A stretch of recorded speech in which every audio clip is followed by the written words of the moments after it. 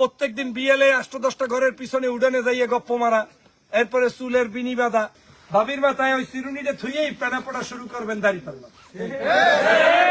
নারী বোনেরা যারা আছেন, ঘরের ভিতরে অনেক মহিলারা বসা, আপনাদের কাছে স্পষ্ট অনুরোধ, জীবনে অনেক গপ্প মারছেন, প্রত্যেকদিন বিয়েলে 8-10টা ঘরের পিছনে উডানে যাইয়ে গপ্প মারা, এরপরে চুলের বিনি বাঁধা, এরপরে একজনে আরেকজনের মাথা আশ্রয় দেওয়া, এটা কালচার, কোনো সমস্যা নাই, করবেন। কিন্তু আজকে থেকে একটা মাথাও আর ফিরিয়ে আশ্রাইবেন না। যাইবেন ভাবির মাথায় ওই চিরুনিটা থুইয়েই পেনা পড়া শুরু করবেন দাঁড়িপাল্লা।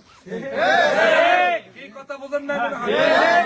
ভাবিরে কইবেন, ভাই এতকাল তোমার মাথা আশ্রয় দিছি, হুকুম বাইছে দিছি, আজগো থেকে তোমার কাম, আমি আইলে আমার কথা শুনতে হইবে, তোমার দ্বারা দায়িত্ব, তোমারেও শুনামু, তোমারেও বলবো, তুমিও আরেকজনরে বলবা। আগামী নির্বাচনে অন্তত একবারের জন্য কায়েদ সাবুদের নাতি ডক্টর ফয়জুল রে রাজাপুর কাদের দাঁড়িপাল্লায় ভোট দেবা। কি নারী ভাইরা বোনেরা করতে রাজি আছেন ইনশাল্লাহ? বোন পিছন থেকে বলতে হবে, পারবেন ইনশাল্লাহ? ওই যে সাদা স্কার্ট পরা হাত তুললে একটু দেখান, আপনি ওই যে মরামরি করতে আছেন, আপনি কর, হাত তুললে দেখান, পারবেন ইনশাল্লাহ? ইনশাল্লাহ, ইনশাল্লাহ, একটা তালি দেন সবাই।